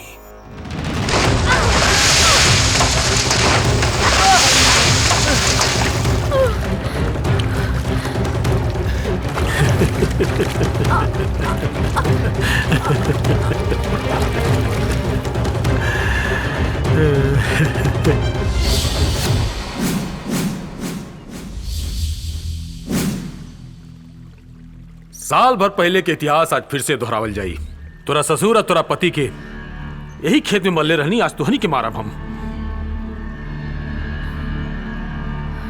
जमीन के विवाद ही खत्म। जमीन त तहरा के मिली चाचा, बाकिर उतना ही जितना तोहार चिता जलावे खातिर चाही। रवा हमनी के चचिया ससुर हवे, यही से एगो और मौका देता नहीं। अब भी वक्त बा आई और माँ जी के पांव पे गिर के माफी मांग, वरना तू लोग के बोटी बोटी काट के गांव के चील कौवा सन के खिया दे। बाबूजी, अरे क्लाइमैक्स आ गई लो, काय टाइम खराब कर रहल बानी। मारी अग्नि के और कहानी खत्म करी। देखत का बड़ा सन, मारा सारन के।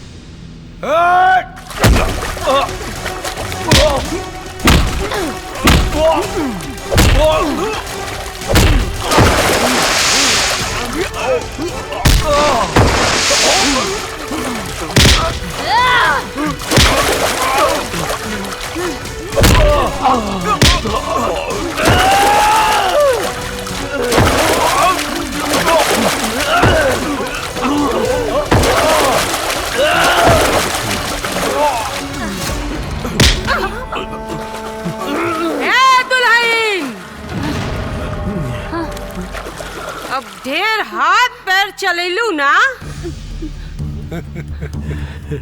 तब भौजी के गर्दन ऐजे काट के गाड़ दे। छोड़ लोग।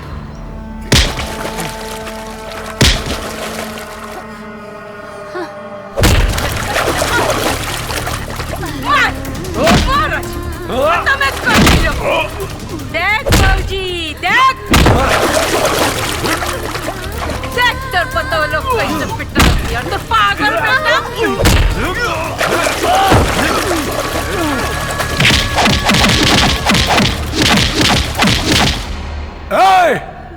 छोटकी दुल्हन उठा।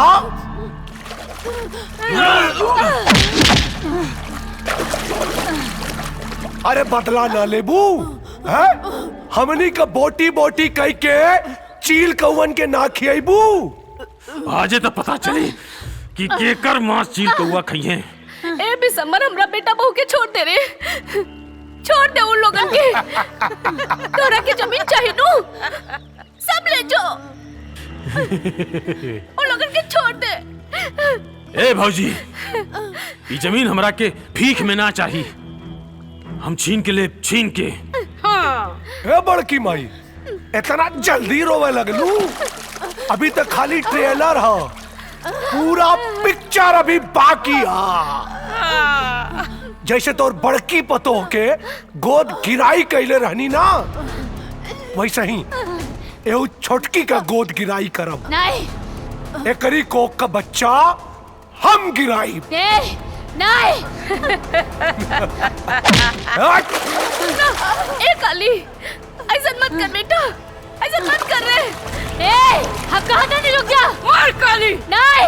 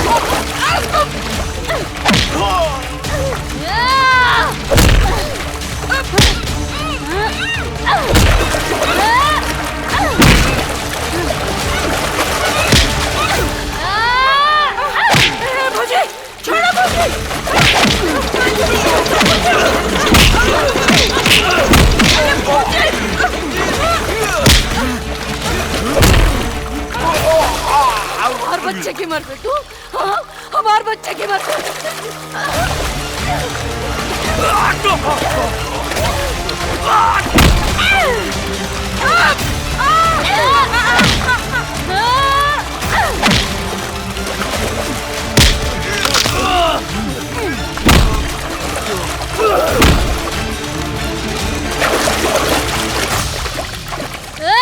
अरे बेटा हमरा के माफ कर दे। अरे हम तो चचे ससुर रे, हमरा के माफ कर दे रे बेटा। आज तोहरा के रिश्ता याद आवता। वो दिन कहाँ गए रहे रिश्ता जब हमार पति हमार ससुर के मरला। अरे वो दिन कहाँ गए तोहार रिश्ता जब हमार पेट में पल रहल बच्चा के मरला। कहाँ गए रहे वो दिन? कहाँ गए? दुल्हन माफ करा, देखा हम तो भसुर लगा और भसुर की तो छुअल भी ना जाला। तू मार रहल बाड़ू हमरा के। अच्छा भसुर?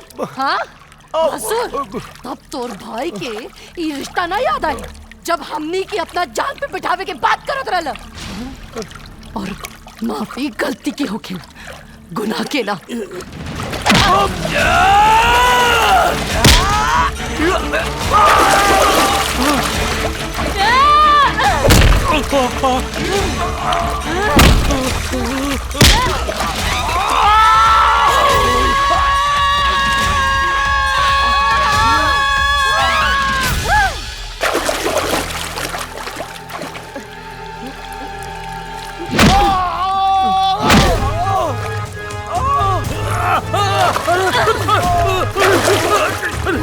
अरे क्यों भी संभाल के चलो। बाबूजी, बाबूजी। अली, ये भी सोमा। मर गए। अरे क्यों भी संभाल के चलो। ना भी संभाल ना। क्यों भी संभाल के मार।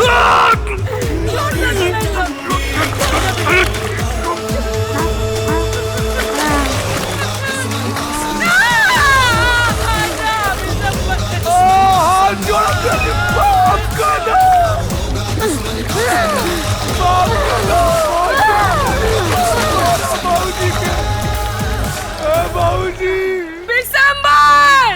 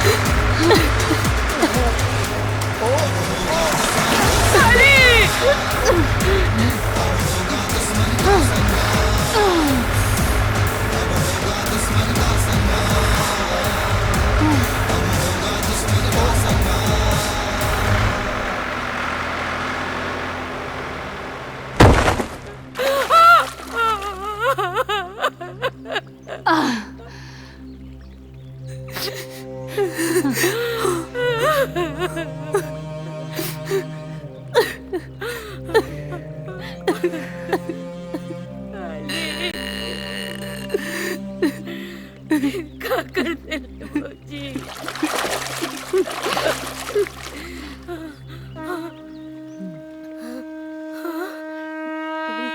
हे दुल्हन, हम ऐसा ना रानिया बिसम्बरवा हमरा कैसन बना देला सब। हमरा से गलती हो गई, भूल हो गई हमरा से, माफ करता। है कुबड़ी पे दया करा, माफ कर दा। बुआ, अरे ई दया तब कहाँ गई रहे जब तू हमरा पेट पे लात मरलू। अरे का गलती रहे वो मासूम की जौना के ओकरा के सजा मिलल। अरे लोग त जन्म लेला के बाद मरेलन, लेकिन हमार बच्चा त जन्म के पहले ही तू मार देलू। और बुआ, ई लड़ाई की सबसे बड़ गुनहगार तू बड़ू तू। खाली आदमी लोग ही गलत ना हो खेले। अगर आदमी लोगन के अपने अंदर के रावण और कंस के मारे की जरूरत बा, तो औरत के अपने अंदर के ताड़का और पूतना की भी मारे की जरूरत बा। मार देनी, हमको माफ कर दो। माफ कर देती जा बुआ, जरूर माफ कर देती जा। अगर भगवान श्री राम रावण के, श्री कृष्ण कंस के, अम्मा दुर्गा महिषासुर के माफ कर देती। मारा भौजी, मारा कलयुग के पुतना हिया।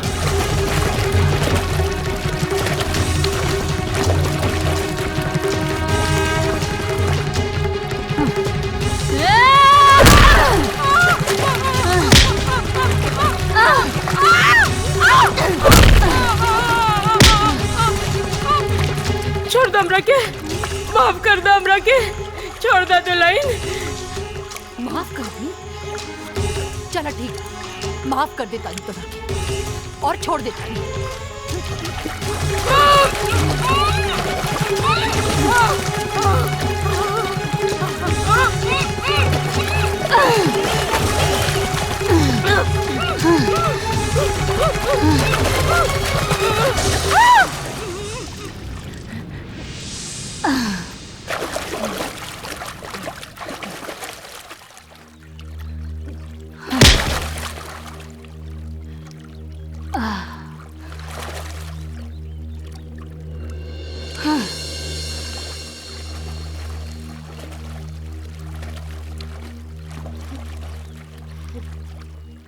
ए दुल्हन, बाबू के लिए आवा मालिश कई दी।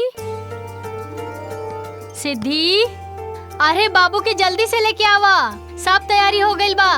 आ गई नहीं हम। हमार बाबू के मालिश हुई। अरे आजा आजा आजा आजा, अपन बाबू के मालिश बाबू के बड़ मम्मी करी। आपन पसंदीदा फिल्म देखे खातिर डाउनलोड करी दंगल प्ले ऐप।